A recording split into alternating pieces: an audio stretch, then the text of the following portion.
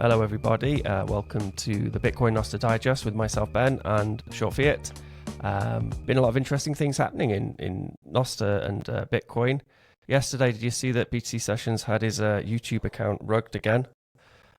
Yeah, I saw that one posting up on Nostr there. Someone posted his screen account suspended. That's very, very unfortunate for Ben. Yeah, you can imagine it's stressful for him. Like his whole livelihood is on YouTube, but it's a reminder of why some of these centralized platforms need to be replaced by the tools in which we have. Yeah, it looks like YouTube are doing a job of promoting Nostr there. I've got to say, when I heard that Nico had got shut down from YouTube, I think it was December last year, he was actually doing a podcast about it, and he said that he found it very difficult to find out why he'd actually been banned from YouTube. He knew some people there and he spoke to them, and even they didn't know. You know, apparently it's an algorithm that's searching keywords, and the logic that that decides when people get banned is so complex that the people working there don't actually know what does it. So it's very kind of dystopian kind of scenario where people that have a living that depends upon their YouTube video promotions can just get shut down without reason, you know, just because some quirk of the algorithm doesn't like the combination of words that they've used. Yeah, I mean, for me, it's like, even if it's just an accident, and they're like, "Oh yeah, sorry, you know, it was some video, flag this up," and then your channel got shut down. Although it may just be an accident, it's a reminder that at any point, you're operating under Caesar's thumb. Like at any point in time, you can just get the thumb down, or I think it was thumb up actually, wasn't it, in Roman times? And then that's it. You're shut down, and a lot of that depends upon the political climate in the country where the corporation's residing in. So, like, realistically, these platforms which exist, such as YouTube, Twitter, they all need to be replaced with decentralized platforms where there isn't that Caesar there. There isn't someone who can just flick their thumb and then destroy your livelihood or destroy your channel. If you're going to annoy a community of people, then try not to avoid the Bitcoin Nostr community, because obviously you've got these very empowered, talented developers who have the tools to make your platform obsolete. Yeah, I mean, YouTube are doing an amazing job of promoting Nostr right now by banning BTC sessions because, yeah, like you say, the Bitcoin Nostr community are the people that are probably best placed to create an alternative. So by shutting them down and taking them off of your service, because it's a centralized service, they will be all the more motivated to build decentralized alternatives. And yeah, I mean, we're already part way there with Nostr, aren't we? I mean, Nostr is that decentralized publishing system that can, over time, replace YouTube and enable people to have autonomy over their own production, their own connection with their audiences. They won't depend upon YouTube to host their data and abuse their data.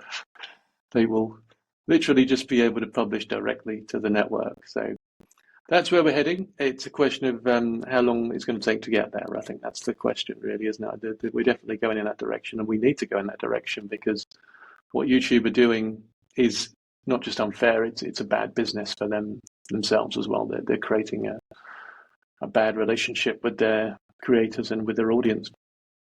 They leech value as well. So, you know, people think, oh, you know, YouTube pays out quite well to its content creators, but it really doesn't. Like, I don't know what the percentages are, but I imagine they're probably operating at least 50% profit their side of what a content creator makes, and then they perhaps haggle with them as they become more influential as a content creator.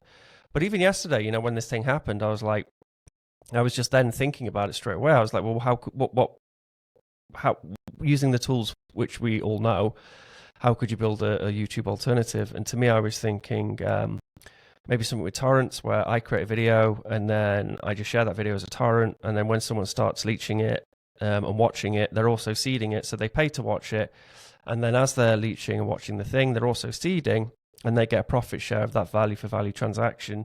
Although you could also have advertising on there as well. And it could be quote unquote free. And then the adverts pay for the content creation and then also the seeding and the sharing. And I quite like the idea of it because it's like, you know, when you say, oh, you know, please like and please share and like or whatever, then you actually mean physically like share the data.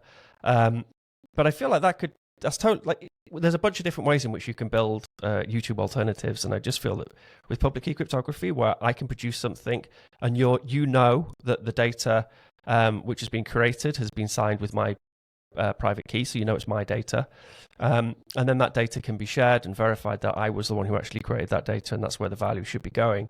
Then I think it's a really interesting mix of technologies like torrents, Nostr, public key cryptography, payment splits for paying all the seeders or whatever, and it could be totally possible to build an alternative YouTube. And it's not historically that would be a piece of software you'd have to download and run, but these days, obviously with Nostr, it can all be just clients, web clients.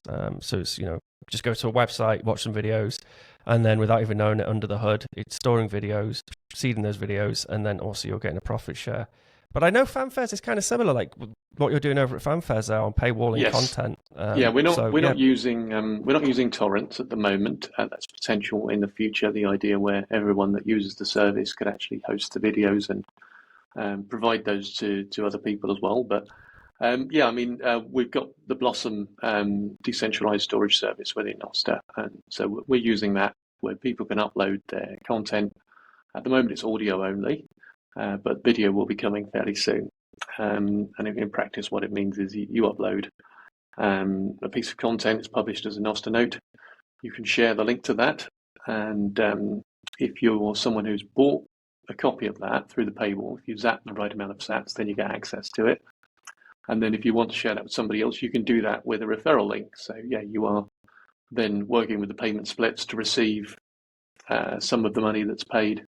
Whichever amount the creator decides, the creator sets the percentage, whatever is paid, then some of that goes through to you as the promoter of that content.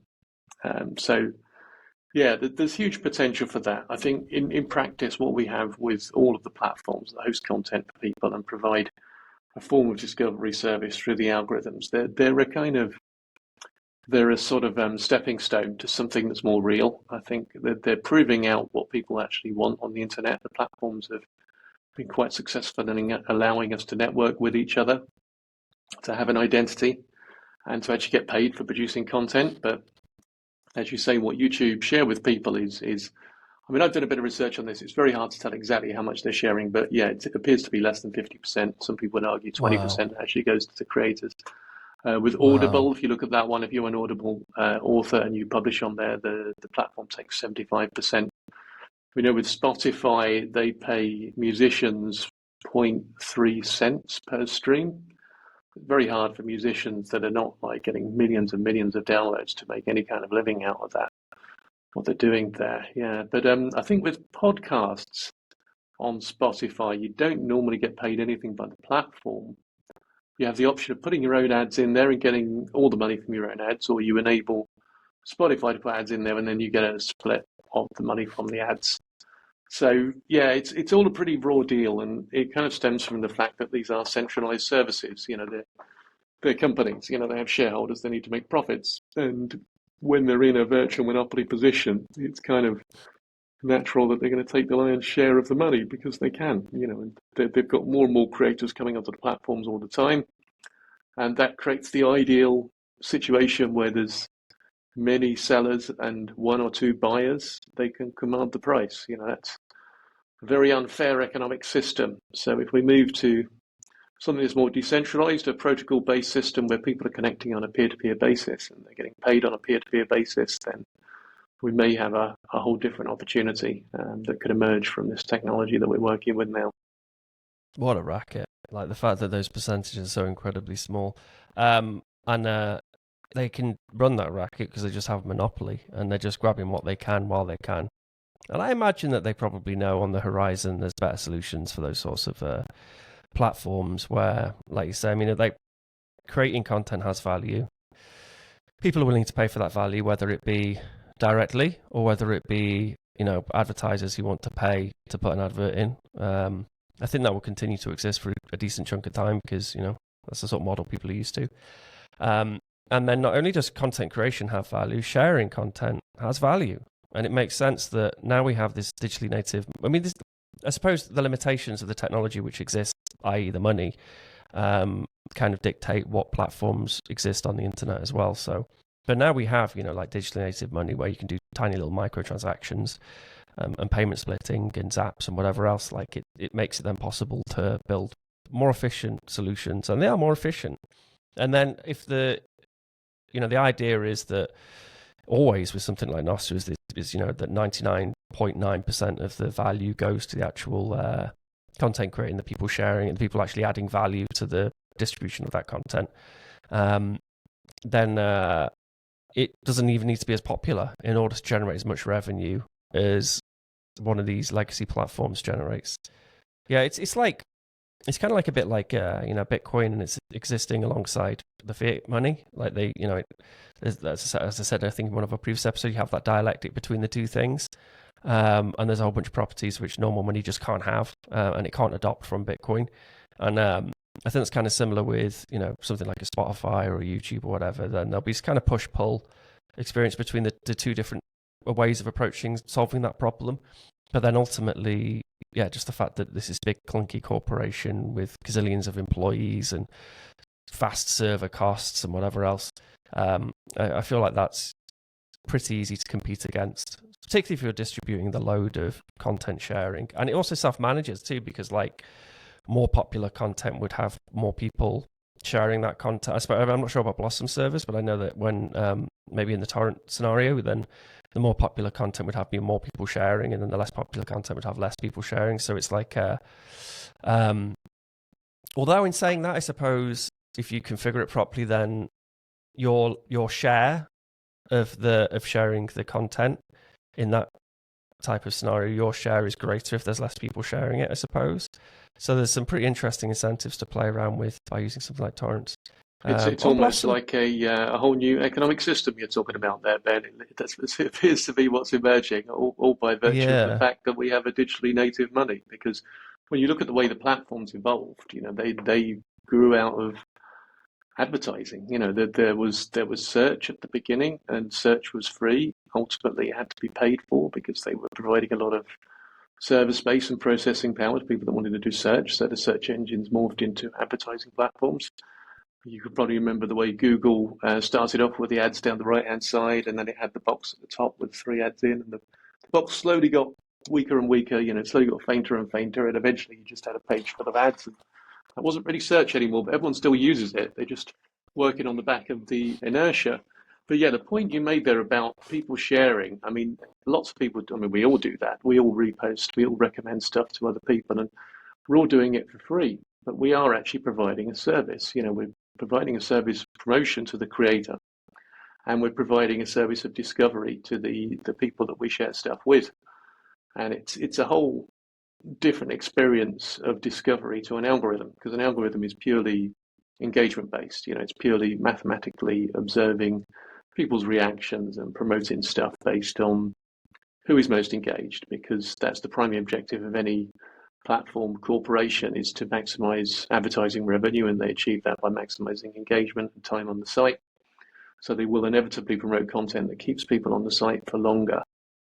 But yeah, in a scenario where you have a network of people that are recommending things, and with Bitcoin payment splits, with Lightning payment splits, we have the potential that people can actually get paid for making those recommendations. You have a whole different system, because we as human beings, we have reputation and we have trust. And if we start recommending rubbish stuff that's just chewing gum for the eyes, then we're probably going to lose our reputation, lose the trust of people that choose to click on the links that we send them. But yeah, I think the money is a huge part of it. If you have content that is paywalled, that's encrypted, then there's a whole different level of trust and reputation in that. Because if I recommend something to you that you have to pay $10 for, and it turned out to be total rubbish, and I've just done it for the payment split that the creator's given me, then you're not going to listen to anything I say anymore, right? You're not going to respond to any links because I've sent you one that's total rubbish. But if I found you something that was really interesting, very relevant to you, you wouldn't have found otherwise, then you might be more likely to follow the stuff that I'm sending to you in the future. So there's a whole different set of dynamics that come through with Bitcoin and Nostr, and I think we're just beginning to explore what we can do with these technologies. And there's whole potential new markets as well, and industries. Like potentially there's a whole industry of just people who are really good at curating stuff. And there'll be companies that are around this as well, of just curation, of just finding good content, sharing it, and then people wanting to have access to the content that's being shared. Some people are very talented at that. They're very talented at seeking out the good stuff on the internet and then sharing it. And like you say, we're all doing the job of what these companies should be doing for them for free.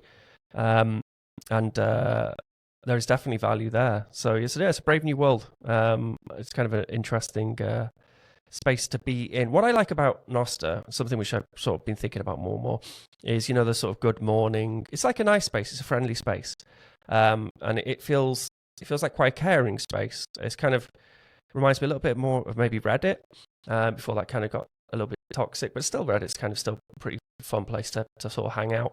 Whereas somewhere like Twitter, like for me, if I go on Twitter, I feel this kind of downlift sensation where I kind of just feel more miserable for the longer period I spend upon it. Whereas when I'm on Nostr, I get this uplift sensation where I just kind of cheer up and I feel happier as a human when I'm on it. And I feel like you just instinctively know that you're not being pushed in a direction that you're not choosing to go in. Like you're just looking at the stuff you want to look at. And there isn't that evil kind of surveillance capitalism algorithm, which is trying to corner us all. So it feels like a much safer space. And I think as well, like, I don't know, like Short Fiat's gone away again. He's got to refresh. Do a refresh. He's doing a refresh. We're working our way around this choppy internet. So we're having a few technical hitches, bad internet, bad cameras. Usually my camera is the one where the battery runs out. So I quite like the fact that your camera ran out today. Gives me a... it's not the battery, it just stopped connected. It's frustrating the hell out of me. Yeah. These computers. It's got a good battery. They're Rube Goldberg machines of complexity. It's amazing that any of these computers work, to be fair. So we should be grateful. I don't know. Is it any coincidence that we're talking about the computer shutting down BTC sessions and how computers have stopped working for us? That's true, actually. CIA, the legit CIA is... we're in Shut there. these people down. Don't let them keep speaking.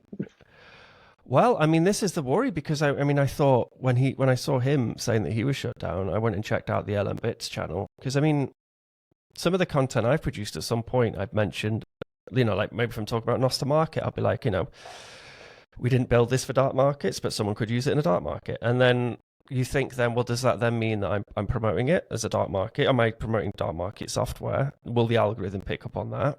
Will it take down that channel? And like people heavily underestimate how long all this video stuff takes. If I do a tutorial, it could take a whole day, like multiple shoots. I struggle to be a coherent speaker a lot of the time, and usually I'm quite tired and had too many coffees, so I'm umming and ahhing all over the place. This stuff takes ages to create and then edit. You get better at it, but it takes a long time to create and edit. So I would be heartbroken to have some of that content go. And then also, if they shut you down and you don't have access to the content, like for me, there's only a limited amount of data storage on my computer. So for me, I store a lot of data, like videos and stuff. I upload it and then I delete it locally. So I then lean on YouTube. And I mean, it's my own fault. I mean, we need to be reminded occasionally that these services we use, which are, pretend to be walled gardens, are in fact prisons where they control absolutely everything of you yeah, when you're within it. Exactly right. It's self-custody. There's so many parallels between Nostr and media and Bitcoin and money. It really is a very similar kind of scenario where ultimately you have to self-custody. And the ability to publish on a peer-to-peer basis is going to be one of the key sovereign things, I think, of the next few years, where we're going to discover that we actually need these decentralized networks to publish. And so much of it is enabled by Bitcoin. The two synthesize together. There is a symbiotic relationship that the one is the use case for the other, and the other makes the other one work. It really is quite an amazing technology that's emerging from this space. And I kind of hate it because sometimes people say, oh, no one's really using Nostr and there's this adoption, blah, blah, blah. And I'm like, I really don't care. Like, it's similar with Bitcoin. It's like, what if no one really uses it? I mean, not enough people do use it, of course. Like, more people should use it. and its adoption isn't probably where I would hope it would be currently. But the very fact that I spend most of my time working on these parallel solutions, which enable like all this liberty for people, and you're not beholden to some corporation. For me, I kind of feel like morally obliged, knowing what can be built with the tools we have. I feel morally obliged to kind of get my hands dirty and help and try and build those tools. And I think it's a sensation a lot of Bitcoiners or whatever have. I think particularly with Bitcoiners, they'll buy some Bitcoin, maybe just as an investment thing. It'll make them some money. They'll start researching it more, realize its potential for good on the planet. Think, well, how can I contribute back? And then you have this kind of like this urge to contribute back and make the thing better, to contribute back to it as a whole. And I think part of that is because you understand the power of the technology and how good beneficial it could be for humanity. Do you have this thing, Simon, where you're walking around, and it's quite frustrating how you like with Bitcoin, for example, I'll see all these bad payment solutions, and I'm like, oh God, Bitcoin fixes this. We've solved all these problems in Bitcoin already. And then in Nostr, what happened with Btcsessions, I'm like, there's like a gazillion different ways in which this thing could be fixed if we use the tools we have with Nostr and Bitcoin. It's kind of a frustrating place to be, isn't it? Everything you're saying echoes with me, because I was the classic came for the price goes up and stayed for the revolution. I was a trader, and I was looking at Bitcoin thinking, oh, this one looks interesting. I'm sure it's probably a Ponzi scheme, but there's some money to be made here. I bought some Bitcoin, didn't really understand what it was, lost my keys. A bit later on, bought some more Bitcoin, started doing research into what it really was. But I suppose in the background, there was always the thing about, the platforms, about the internet, the surveillance, capitalism that's slowly kind of growing around us like a very nasty form of mold. And we all know it's there. We don't know what we can do about it most of the time. And most of us try not to look at it because it's just so depressing. But, the reality is there are solutions. Nostr and Bitcoin are actually the solution to surveillance capitalism. It is a way of having privacy. It is a way of having autonomy over your what you say and what you choose to look at. That's the reality. It's just a question of how do we build it? How do we try to build this stuff so that it is useful, it is accessible? And when you talk about Nostr adoption, I mean, when the PC was first invented, it wasn't very useful. People would say, well, why would you have a PC? You can sit there and write programs, but what was it actually useful for? Once you had the word processor and the spreadsheet, that was a whole different world. It became the ultimate business tool that could make things happen so much quicker than ever before. And it was disruptive. A lot of people were taking out their jobs. The whole printing industry was massively affected by what they used to call desktop publishing. It was the fact that you could buy a computer and a printer and you could publish. It was really an amazing thing. And of course, the internet came along. You didn't need the printer anymore. You could publish, through the network. So all of these things, they start out as a technology that's quite geeky and quite technical, and people don't know quite what it's for. But then you find the killer app, and then it's obvious, and everyone says, "Oh yeah, we knew that all along." But of course, they didn't. It's only when somebody actually creates that killer app and makes it really useful that everyone realizes what they needed it for. But yeah, that's where we're at with Nostr. We're at that pre-spreadsheet, pre-word processor stage, and once we have the right applications that make it really fly, everyone's going to be using it, and they will wonder why they didn't before. I love that in-between space. In between. Are you in between event? Yeah, I love that in-between space, in between the past and the future, when you have this something like a new protocol, where you're just thinking of new things you can build with it, and like you say, the killer applications haven't been built. And split payments first came out of Alan Bitts, the project which I work on. And when you look back at it, you're like, well, that's so obvious. You have, microtransactions, and it doesn't cost anything to move money around. Then, you get some money in, and then you can split it out and fan it out across other wallets. Like, it's such an obvious idea, but it took like a couple of years of us fiddling around, and then like building extensions. Like Fiat Draft built the DJ live stream extension where it split a payment to the producer and the DJ, and then that turned into split payments. But in retrospect, like you say, it's also obvious. You're like, well, that's an obvious idea. But I love existing in that space where there's still fertile ground for ideas. People haven't come up with stuff yet, and it's just this. It's like one of those old games where you're uncovering the map and you don't know what's in front of you, and you start to uncover that map. That's kind of what it's like. You don't know what's on the horizon, but you can see the stuff which exists behind you, and that can kind of inform you. But then sometimes it like distracts you because you're trying to replicate things that should have already been built in the past, which are no longer relevant because you have this new paradigm, this new shift of doing things. I love that. I love that place. I love that place where we are.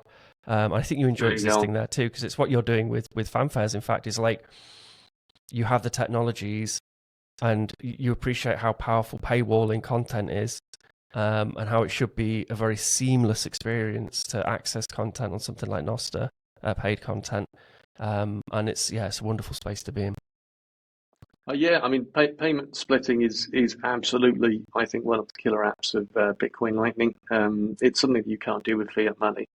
And if you think about, if you have a creative project, the three of you are making a bit of music together, how do you divide the money? When the money starts coming in, if it's fiat money, you either need to form a company and have an accounts department and contracts and all the money is processed and delivered out to your individual bank accounts. Or you just do it on trust. Somebody takes the money into their bank account and they're supposed to give it to the other people. But of course, quite often people don't get paid in those scenarios. So the fact that you could have this automatic payment splitting without the cost of forming a company is enormous. That's an incredible technology that means so many more businesses will be possible that were never possible before, and they probably don't even need to actually register a business to make it happen. It's a utility that could happen digitally. And as more and more of our creative content goes online, the more demand there is for this. The fact that we have a currency that's entirely virtual and we can have a delivery system that's entirely virtual through Nostr means that we've got enormous potential for creative businesses to be able to publish, to monetize, to share fairly the returns on the business between the people that have participated. It's all made possible by the payment splits. So hats off to you and Fiat Jaff for building that one. No, I mean, it was a community effort. That's what was really cool about the payment split thing. I mean, we didn't do it in the most elegant way, but we sort of stumbled across just the idea of it. And what was cool about it was like our Telegram group, maybe had 1,000 people in there or something at the time. And we were just like, we really like this part of that extension. It should be its own extension, which was like the payment split stuff. And it wasn't me or Fiat Jaff. It was just like a collect. I don't even know who came up with it. It was kind of, or if any of us came up with it, really. It was really like a airing out and talking about some of the ideas behind that extension and then figuring out that it should be its own thing. And then you just start to think about the implications of that, of the technology, and I mean, and it was really it's the fact that you can do microtransactions. So like some of the example, the coolest example I've seen is the Trito coffee example. Do you know that one? I don't know. So it's a coffee producer in El Salvador, and they grow the coffee. There's a farmer who grows the coffee, produces the coffee, and then eventually a bag of coffee gets sold in Venice somewhere in some cafe.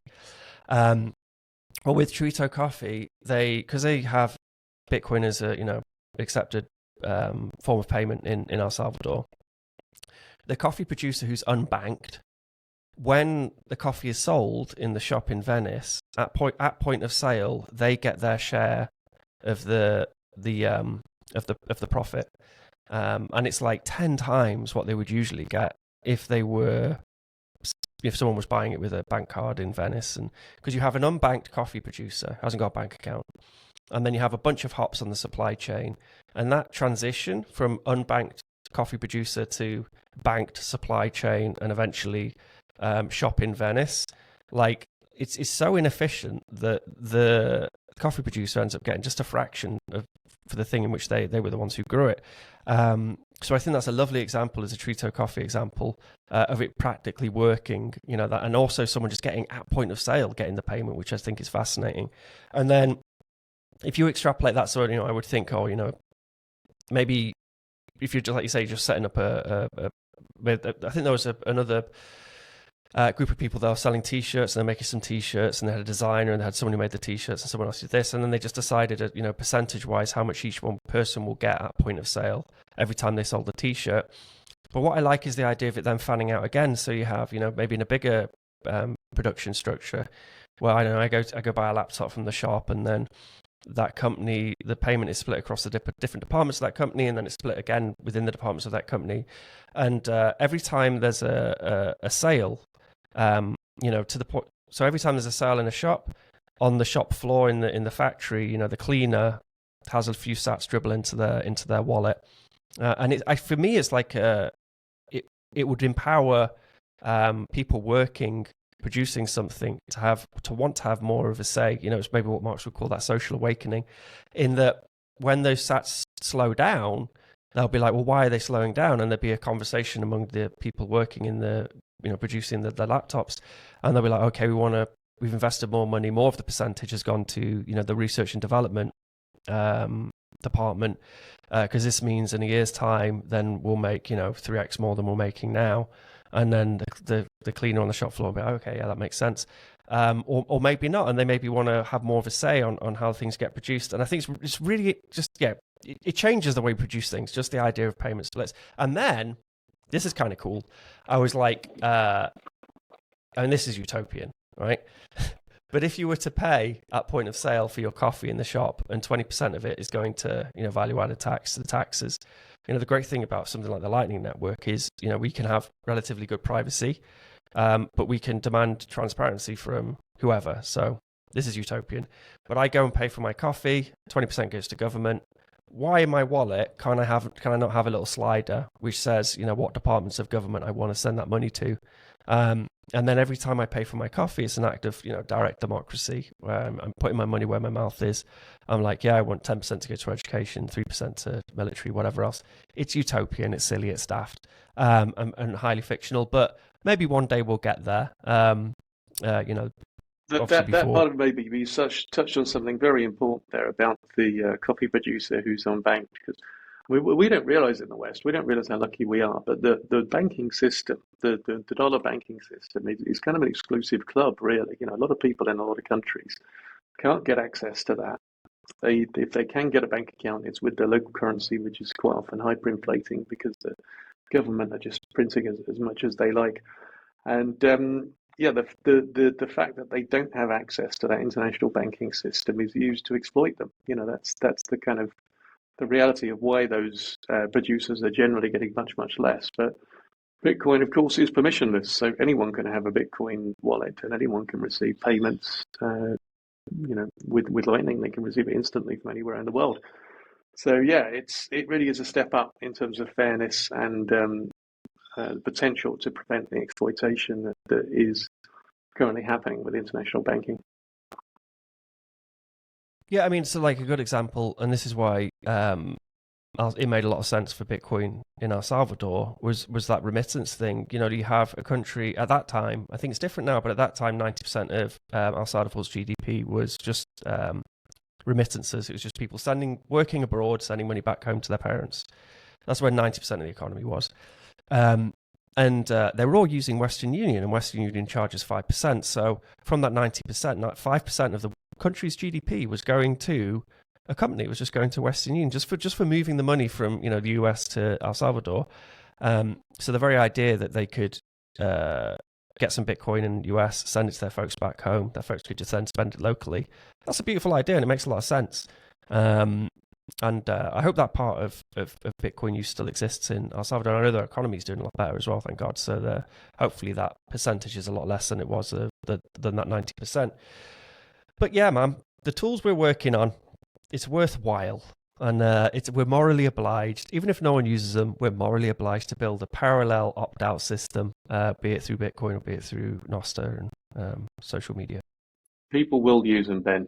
Have no fear of that. But the worse the kind of the centralized system gets, the more incentive there is to use the parallel system. So it really is a case of let's keep on building so that we're ready when people need to opt out. Because if we wait until that point, we're building them far too rapidly, and we might not do such a good job as if we build them now with a bit more time and a bit more time to think about how to make them right. Then now is the right time to do it. Dig the well before you're thirsty. Yeah, I mean these. I mean, I know that at some point people will adopt these tools because they are incredibly useful and they make sense. But did you see that Brazil now they've put through court? I think that people can no longer access X legally in Brazil. They firewalled the thing, and I'm against censorship, but I guess the logic of the government is that there's a lot of political power in something like Twitter, and Elon Musk hasn't been scared to flex that political power, and it's made them rather twitchy, and that's why they firewalled Twitter. And I can see a lot of other countries potentially going in that same direction. I mean, these platforms, they can kind of feign neutrality, which they've typically tried to do in the past, but all it takes, it's a bit like, the ideal, you have an ideal prince or king or whatever, and your life's great, but then you get a bad king, and then suddenly you realize that, you're just a pleb and you have no real say on how your country works. And it's kind of similar with these platforms. Like, you get a good CEO and board of directors and, cool, whatever. All the government they're residing in is, or the country where the government where they're residing in is relatively neutral, then okay, cool. But then as soon as the government becomes a little bit more hard line on either, side of the spectrum, and as soon as the CEO changes to someone who's a little bit more willing to pull those levers of power, there everyone has this whole huge wake-up call that walled garden they are in is in fact a prison, or it's a dictatorship. It's it's not even feudalism, it's a dictatorship. They can just kill you, they can delete your account, they can censor you into oblivion. They have total control because of the services that they've offered for free, and we've become dependent upon. That's the reality. I mean, the Brazilian government are doing an amazing job of promoting Nostr right now by banning Twitter. I'm going to say, I'm off of Twitter for over a year now because I was on there for 3 hours a day.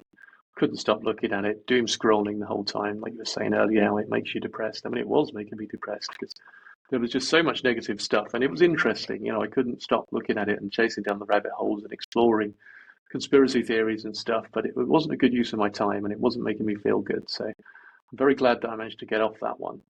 But yeah, I mean, it is bad that the Brazilian government have banned it. We need an alternative, and it's always been the case that the media has been very much entwined with politics. The ability of media companies to sway public opinion towards one particular candidate or another in an election has always been a huge thing. And you've got to remember that the politicians themselves are hugely dependent upon the advertising industry for their political campaigns. If they were to run on a policy of regulating the advertising industry, the people that work for them with their election campaigns wouldn't do a very good job. It is a fact that they're very kind of protected industry because they are so key to the democratic process. And it's always been like that since, the democracy really came about after they invented the printing press. Once you could have those pamphlets distributed and question the rule of the church, that led to democracy. So, yeah, all of this stuff is fascinating, but personally, I think we're seeing the potential for truly democratized media here with Nostr and Bitcoin. I think we're really starting to come to a system where we can actually operate without gatekeepers, just with rules and no rulers. That's the potential. Yeah, totally. And what was it? So they said in the Crypto Anarchist Manifesto, all you have to lose is your barbed wire fences, and also the Communist Manifesto, but all you have to lose is your barbed wire fences. And did they say that in the Communist Manifesto as well? That's where it came from. It was the Communist Manifesto. I think it was kind of tongue-in-cheek because Wossie Doodle, who wrote the Crypto Anarchist Manifesto, was like a big libertarian guy. And I think he was kind of repurposing the call to arms that all you have to lose is the things which are, restricting your freedom of movement, I guess, barbed wire fences. But anyway, it's a lovely phrase, and it's what we're doing. It's what we're doing. Absolutely. See more freedom of movement. Anyway, I think we should wrap up. I think it's 30 minutes. A few technical issues, but we got through it. We like troopers. That's it. We carried on regardless. We're not going to let the technical problems stop us. And was it any coincidence that we were talking about the problems with YouTube and we're using a Chrome browser to communicate with each other, and there were all kind of problems there, weren't there? I wonder if that's a coincidence. Oh God, human brains. We always make these connections. Sometimes they're real, sometimes they're not. It's hard to differentiate. That's it. Sometimes we see patterns that are not there. That's true. Yeah. All right. Okay. Anyway, thanks for watching, everybody. We'll see you in a few days. Bye. Thank you.